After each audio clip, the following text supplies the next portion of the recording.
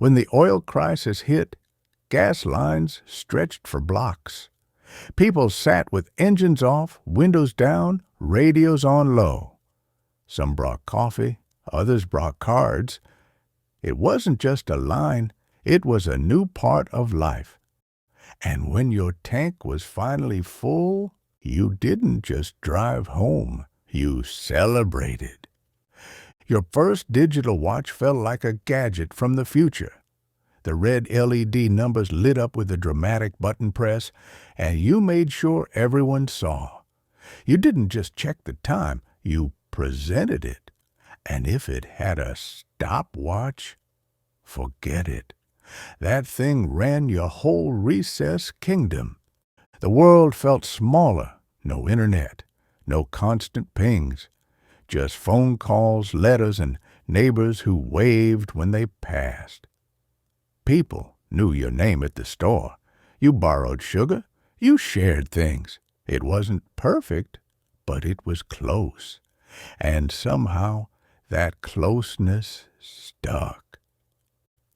You knew you'd made it when you slid behind the wheel of a Chevy Impala, a Cutlass Supreme, or a Ford LTD the size of a small boat. You didn't drive, you cruised. Long hoods, wide seats, soft suspension, and enough metal to survive a demolition derby. They weren't cars. They were kingdoms on wheels. You didn't just watch Happy Days, you lived for it. Fonzie wasn't just a character, he was a movement. Cool without trying, jacket over the shoulder one, "Ay," and the whole living room smiled. For 1/2 hour a week, the world slowed down, and you believed maybe, just maybe, you could be that cool too. Brown shag carpeting didn't match anything, and somehow matched everything. It was thick, warm, and absolutely impossible to vacuum clean. Kids got lost in it, pets sank into it, and static shocks waited around every corner, but it was the look, and every house had it, even if nobody could explain why. A house in 1970? Around $17,000. And by the mid-'70s, you'd need double that. People still groaned about prices, but owning a home was normal, not a pipe dream. You painted it yourself, mowed on weekends, and probably knew every neighbor on the block by name. If your kitchen didn't have avocado green somewhere, were you even trying? Mix in some burnt orange countertops, and you had the culinary color scheme of the decade. Everything felt just a little funky. And somehow, food tasted better when the fridge looked like guacamole and the cabinets looked like Halloween. Jamming an 8-track into the dashboard was a ritual. The click, the slide, the hope it wouldn't switch tracks mid-song. You didn't mind, even when it looped back to the beginning. You just wanted the music loud and the road long. And if the tape got stuck, you prayed and pulled gently. After seeing Saturday Night Fever, you tried the moves. In socks on the kitchen floor, mirror in the hallway, maybe a little spin when no one was watching. You weren't John Travolta, but for a minute you felt like you were. And that was enough to keep dancing way past bedtime. Everyone had a CB radio, or wanted one. You picked your call sign, practiced your lingo, and hoped someone cool was on Channel 19. It wasn't just for truckers anymore. It was social media, before social media. 10-4, good buddy, over and out. Sidewalks sparkled with the silver tabs from soda cans. You'd pop one off, flick it with your thumb, and watch it skitter like a hockey puck. Nobody picked them up. Nobody even blinked. It was just part of the scenery. Metallic confetti from a country that ran on fizzy sugar. You swore Tab and Fresca were good for you. They weren't just diet sodas. They were futuristic elixirs. Fizzy, bitter, strangely addicting. And when you cracked one open in front of friends, you felt just a little ahead of your time. Nobody knew what was in them. Nobody asked. Bell-bottoms didn't just cover your shoes, they devoured them. Denim swept the sidewalks, caught the breeze, and made you feel like you were walking on air. The wider they were, the cooler you were. And if they had embroidery on the pocket, you were practically untouchable. Mood rings promised magic. You'd stare, hoping it turned the right color, like it actually knew how you felt. Mostly it sat there purple or brown, and you tried to act mysterious. But every now and then it hit green, and you swore it understood you. Sort of. You didn't wear a boombox. You carried it like a crown, rested on one shoulder, turned up just loud enough to tick off the neighbors. Funk, rock, rap, didn't matter. If you had batteries and attitude, you were mobile, and the whole block heard you coming. The first time you listened to Dark Side of the Moon with headphones, it was like discovering a new planet. The heartbeat, the clocks, the echoing voices. You laid on the carpet, eyes closed, and let it take you somewhere else. You didn't move. You didn't talk. You listened. Lava lamps weren't just decorations. They were an experience.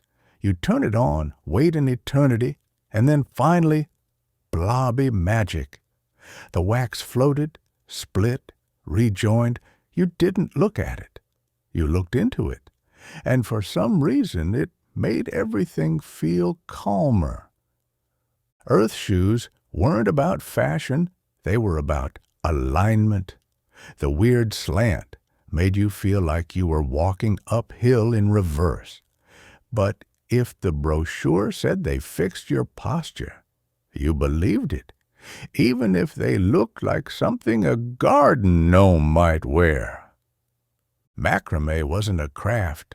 It was a movement. Every window had a hanging plant held up by rope knots and love.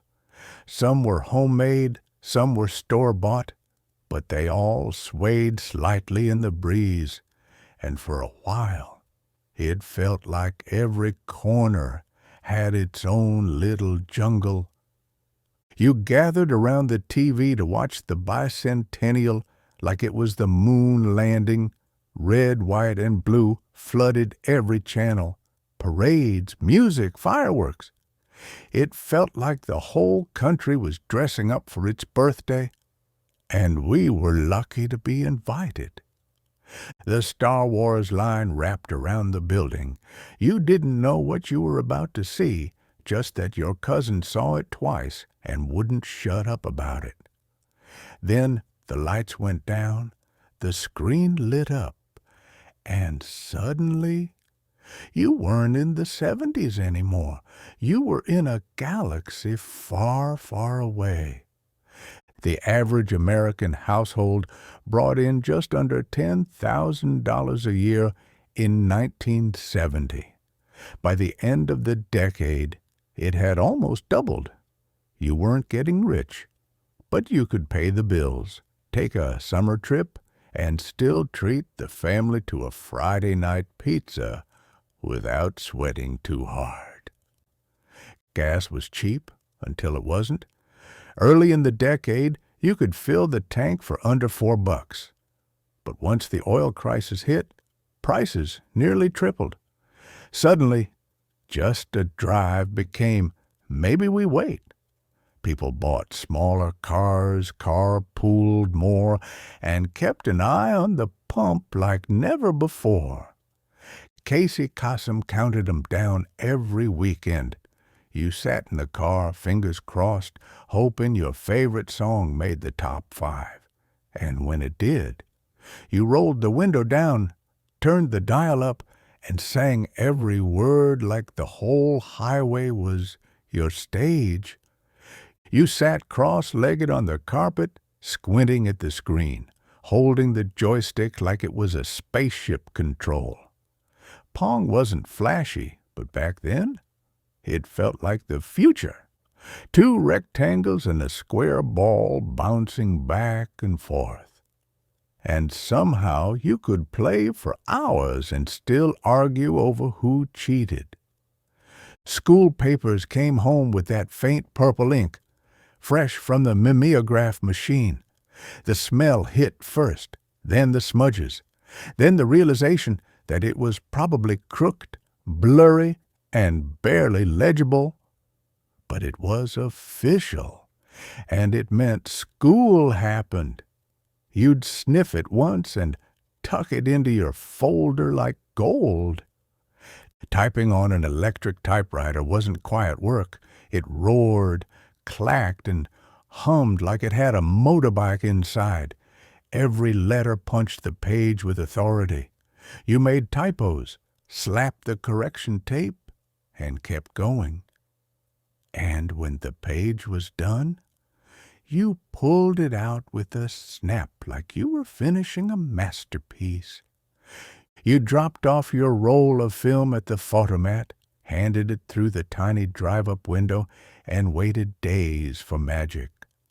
Would the photos be blurry, overexposed, glorious? Who knew? You just hoped your thumb wasn't in every shot.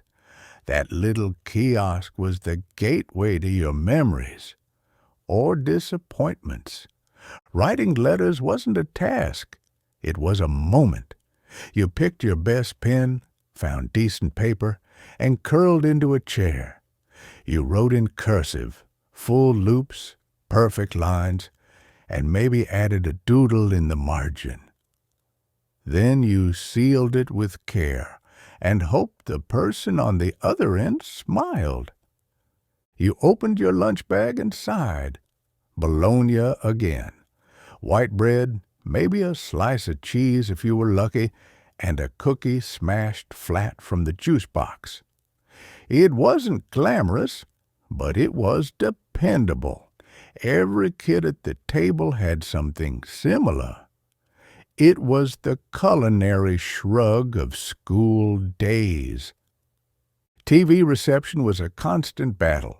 You fiddled with the rabbit ears, added aluminum foil, tilted the whole set, and held your breath.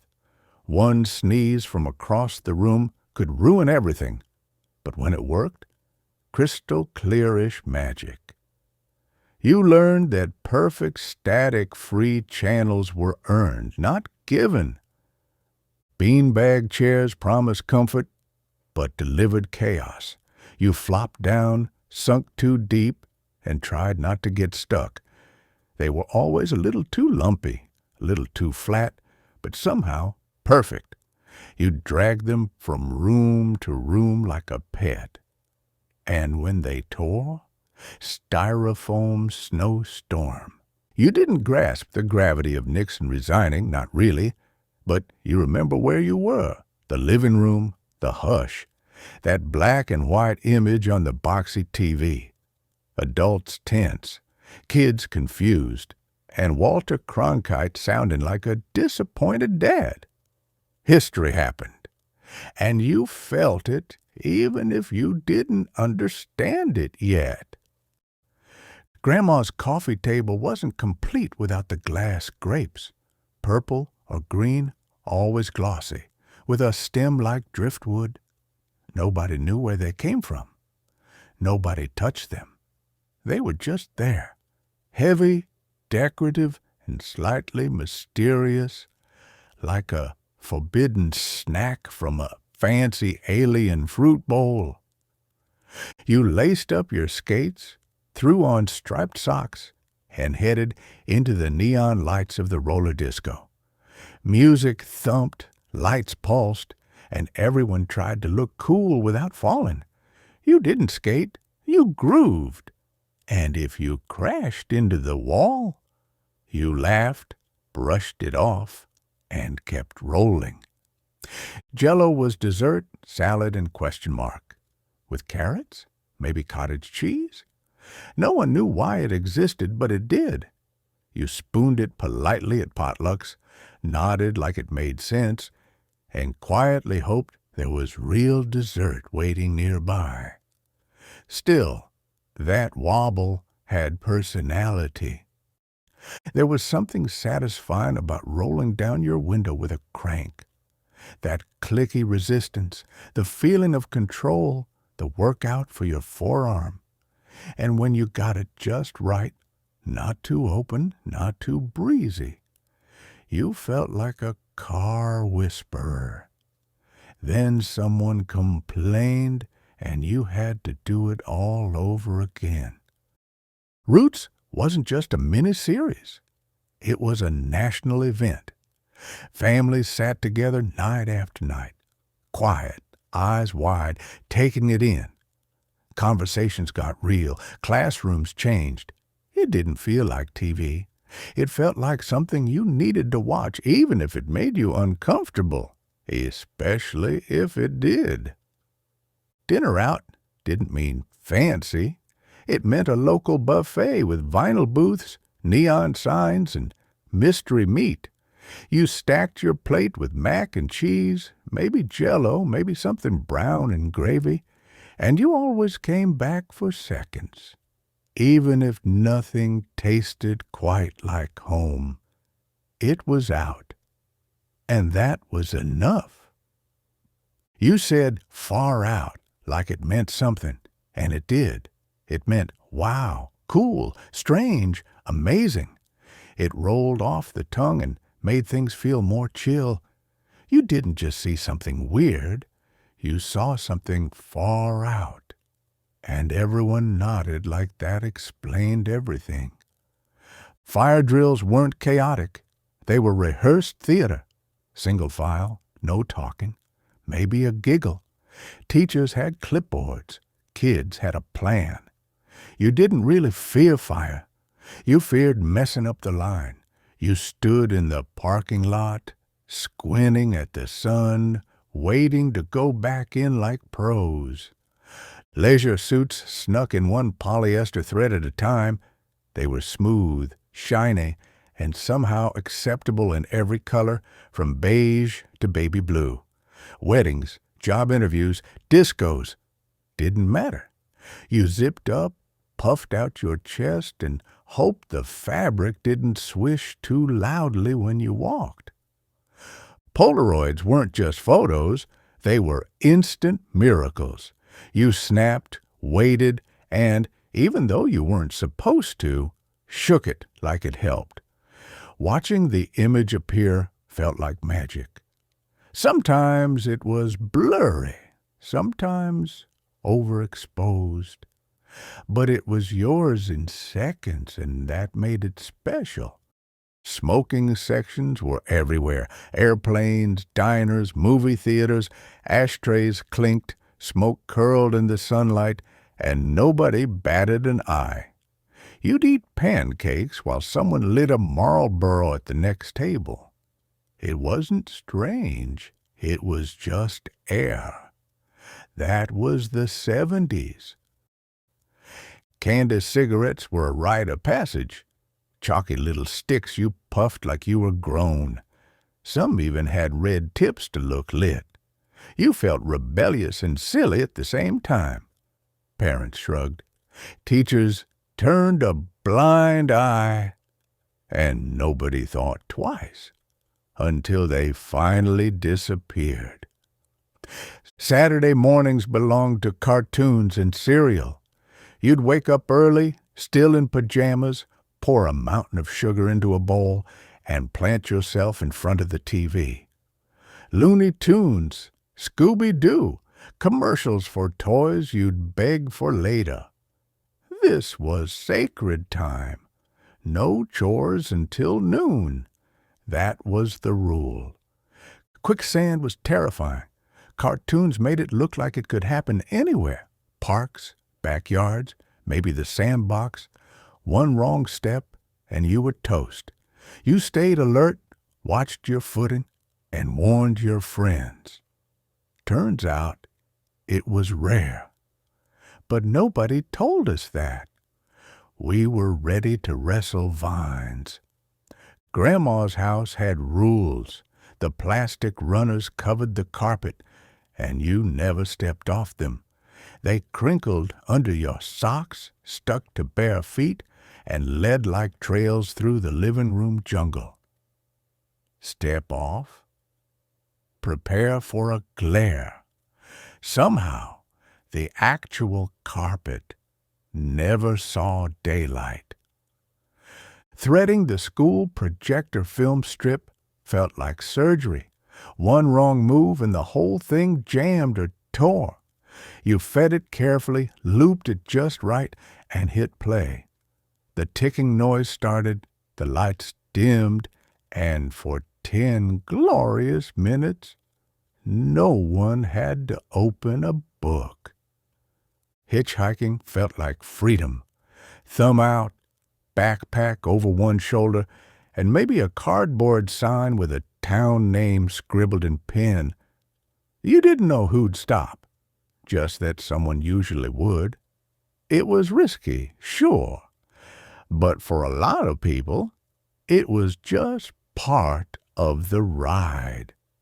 You'd hear it drifting from a passing car or someone's radio on the porch, blowing in the wind, American Pie, maybe Bridge over Troubled Water. The lyrics didn't always make sense, but they felt like something. You didn't have to understand them. You just knew they mattered. Tube tops and short shorts weren't a fashion choice. They were just what people wore. Bright colors, no shame, tan shoulders, and high socks. No one thought twice about it. If you had roller skates on too, even better. It was freedom, awkward tan lines, and just the right amount of breeze. You weren't supposed to read National Lampoon, which made it even better. The jokes were edgy, the comics weird, and half the time you didn't fully get it. But it felt cool, like sneaking into a grown-up conversation and laughing anyway. You hid it under your mattress, just in case. Mom had a system, coupons in one hand, giant accordion folder in the other. They were sorted by aisle, product type, maybe expiration date if she had time. Grocery trips weren't fast. They were planned. You'd trail behind the cart while she double-checked every shelf, like she was solving a puzzle. School hallways had a smell, chalk dust, floor wax, maybe wet coats in winter. It hit you the moment you walked in. Every classroom had its own version. Glue sticks, pencil shavings, those bulletin boards with fabric that somehow absorbed every smell forever. Love's Baby Soft was everywhere, sweet, powdery, and impossible to miss. The boys had Brute, strong, musky, like trying to smell older. You could follow someone down a hallway just by the trail they left. And if you hugged someone, you wore that scent the rest of the day. You picked up the phone and heard strangers. A party line wasn't about parties. It was shared service. You'd say, hello. Someone else would say, hang up. And sometimes you just listened. Eavesdropping was accidental, or not. It was weird, frustrating, and kind of thrilling, like picking up a mystery show. S and H green stamps sat in a drawer, half-licked, curling at the edges. You pasted them into booklets, unsure what you were saving for. A toaster? A blender? No one really knew. But it felt responsible. You weren't just buying groceries. You were collecting. It was like grown-up trading cards with mystery rewards. News anchors didn't yell. They just sat there, looked you in the eye, and told you what happened. Cronkite, Chancellor, Brinkley, those guys felt like uncles. You trusted them. They didn't have theme songs or breaking graphics. Just suits, steady voices, and the sense that the world made a little more sense. You'd be watching the game or an award show, and boom, there goes a naked guy. Streaking became a thing, and somehow it was funny, not shocking. The cameras tried to look away, but the audience didn't. People clapped. The host laughed. And for a few years, public nudity was just sport. Dad's pocket protector wasn't ironic. It was functional.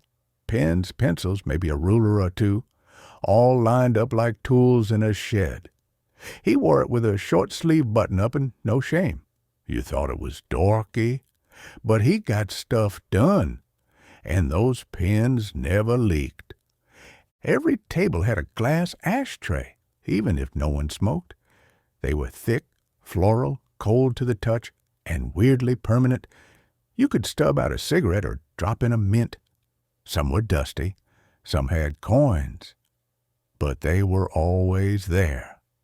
Part decoration, part mystery object. When the classroom TV got wheeled in on a big metal cart, the whole room buzzed. It meant a movie, a live launch, or something historical. You didn't care what. It was better than math. The screen flickered, the sound buzzed, and for once, everyone paid attention. Those metal ice cube trays were an ordeal. You had to lift that lever like you were launching something. Loud crack, ice flying, fingers freezing. You swore you'd never do it again, and then did it anyway. Somehow they still worked better than plastic ones. Barely, but they felt sturdy, like everything back then. Every kitchen had that one pitcher, always plastic, usually orange. The lid never fit right. The spout dribbled, and it was forever stained from grape drink or Tang. But it poured every breakfast, sat on every table, and never broke. It was ugly. It was perfect. It was the 70s. Playground gear wasn't safe. It was tall, metal, rusty, and blister hot in the summer. Slides launched you. Swings had sharp chains. Monkey bars doubled as dental hazards. No padding, no helmets, just asphalt and bravado. You climbed it all, and maybe broke something. But man, it was glorious. The gym always smelled like rubber mats, sweat, and right guard. You'd walk in, hear a whistle, and hope it wasn't dodgeball day. Those mats never laid flat. The floor echoed, and your sneakers made that squeaky ee sound no matter how cool you tried to walk. The drive-in was more about the experience than the movie. You clipped the speaker to your window, fiddled with the volume, and hoped the picture stayed in focus. Foggy windshields, popcorn in laps, and parents half watching while kids fell asleep in the back. It wasn't perfect. It was better. You turned on the Gong show and instantly lost control. Bad acts, weird judges, someone hitting the gong mid-song. It felt like TV on the edge of a breakdown, and you couldn't stop watching. It made no sense. It had no rules. And somehow it made you laugh out loud.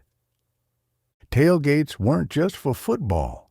You stood on them to reach things, to hang out, to ride, sometimes while the car was moving. Nobody thought it was strange. It was just another part of the station wagon life.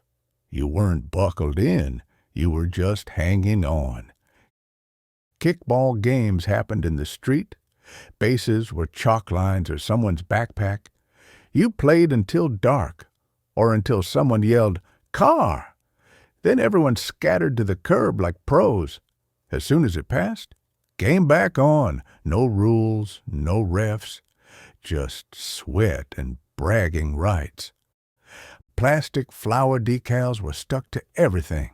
Your mom's Tupperware, your sister's mirror, the family van. Bright reds, yellows, and oranges, peeling at the corners, faded in the sun, and somehow still cheerful. They didn't match anything, but no one cared. That wood-paneled stereo cabinet was sacred. It had shelves for vinyl, a spot for headphones, and a needle you handled like it was sacred. Your sibling cranked Zeppelin, Pink Floyd, or Fleetwood Mac until the walls rattled. You couldn't open a window, but you could feel the bass in your bones. Tang wasn't tasty, but the astronauts drank it, so you did too. Powder in the cup, stir until foamy, and gulp. It tasted like science and orange mixed with cardboard, but you were drinking space juice. That alone made it worth the weird aftertaste. Every waiting room had Rita's Digest. It was never new, always dog-eared, and still full of jokes, drama, and things you didn't quite get. But you flipped through it anyway. It made you feel a little smarter, or at least distracted, while you waited for the dentist to call your name. You'd wait for your favorite song to come on the radio, finger on the tape recorder button. Miss the first note? Too bad. Get the DJ's voice in there? Even better. That was your mixtape, homemade, imperfect, and priceless. It didn't just play music. It captured moments. Jumping rope wasn't casual. You did it like your life depended on it. Knees high, elbows pumping, full body motion. On the playground or sidewalk, alone or in double dutch, it was more than exercise. It was rhythm, breath, and bragging rights. And if you tripped, laughter, then back in line. Shag haircuts ruled. Feathered bangs floated in perfect swoops. Farrah Fawcett was the gold standard, and every girl with a blow-dryer tried to match it. Guys had their own versions, longer in back, puffed up in front. It was volume, layers, and a whole lot of hairspray. Summer meant shorts sticking to hot vinyl seats. You'd hop in, yelp, and shift like you were sitting on lava. Seat belts burned, steering wheels melted your fingerprints. No one thought about air conditioning. You just rolled the windows down, stuck to the seat, and waited to cool off. Eventually, beer can pull tabs were a collectible. You'd snap them off, save them in jars, or link them into long, shiny chains. Some people wore them, others made art. They were everywhere, sidewalks, car floors, even sandboxes. Nobody thought about recycling. They were just part of life. Riding in the back of a pickup truck didn't raise eyebrows. No seat belts, no helmets, just wind in your face and your legs hanging off the tailgate. You waved at passing cars, bounced over bumps, and held on. It felt normal. Now it'd cause a panic. Back then it was just a ride. Cars were giant. Steering one felt like captaining a ship. You had to crank the wheel just to park. Mirrors were tiny. Radios had knobs, and if it had power windows, luxury. But those boats glided smooth, made wide turns, and taught you how to really drive. Mom didn't need an app. She scribbled grocery lists on the backs of envelopes, old receipts, or the edge of yesterday's newspaper. Sometimes the list was just milk, bread, eggs. Sometimes it was 20 items in cursive. Either way, it sat on the kitchen counter next to her purse, ready. You watched the Brady Bunch and wondered how 6 kids, 1 bathroom, and 0 chaos was even possible. Everyone was always clean, on time, and surprisingly well-dressed. The boys shared a room. The girls got along. It wasn't real, but it felt warm, like TV gave you a second family. Maps didn't talk. They unfolded like accordions and covered your entire lap. One hand on the wheel, one eye squinting at road names. You might miss a turn, stop at a gas station, or guess your way there. Getting lost was part of it, and finding your way back felt like victory. No deposit, no return meant that glass soda bottle wasn't yours forever. You drank it, saved it, and brought it back for a few cents.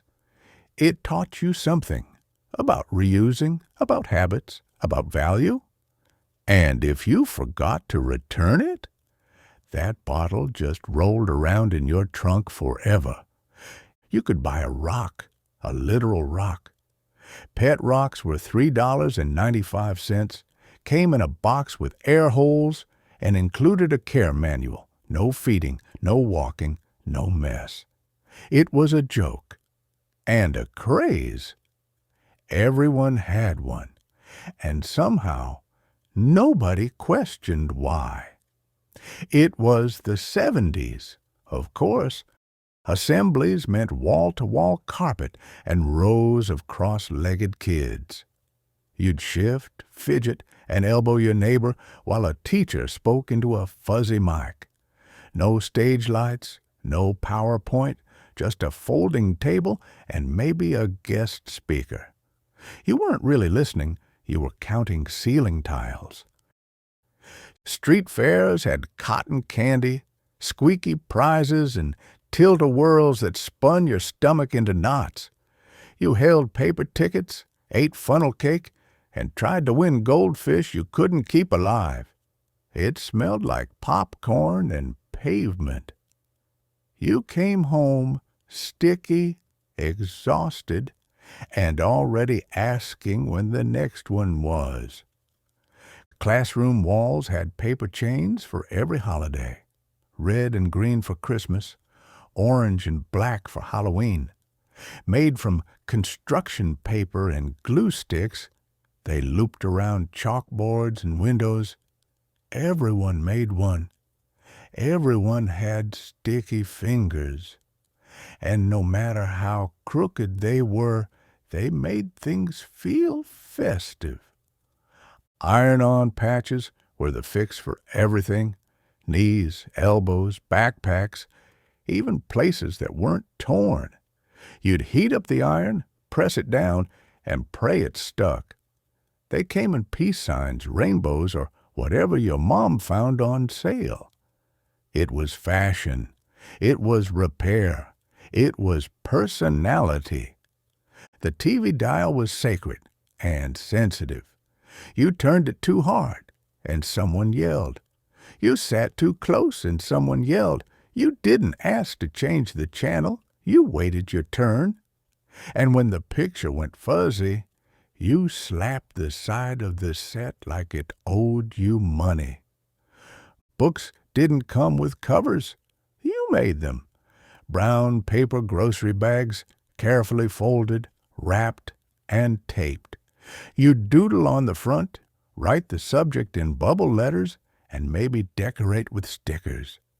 It kept the book clean and gave you something to do during a boring class.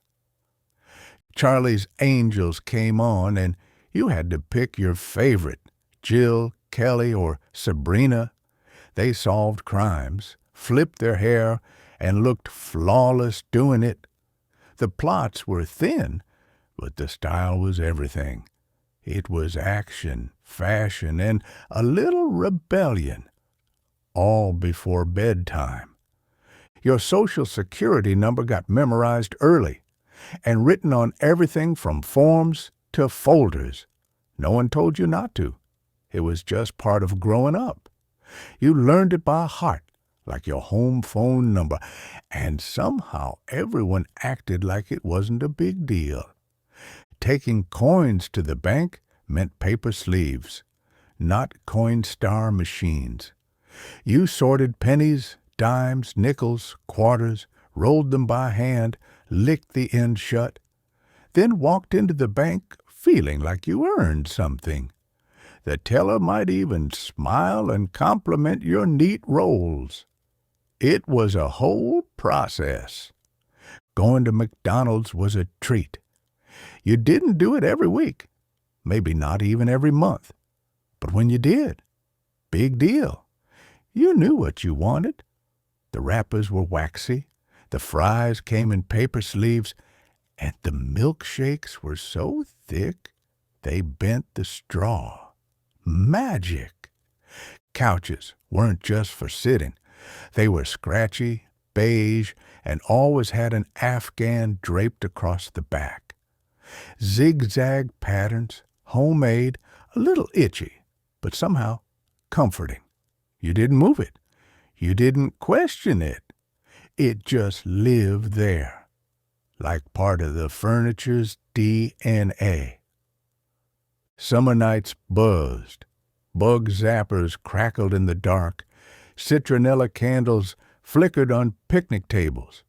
You sat outside swatting mosquitoes, licking popsicle sticks, and staring up at stars you could actually see. You didn't check your phone. You didn't want to go inside. You just sat there, not realizing it was perfect. If that warmed your heart, you might enjoy drifting a little further back, into the simpler days of the 1960s. Click the video on your screen and take the time machine one stop earlier. It's waiting for you.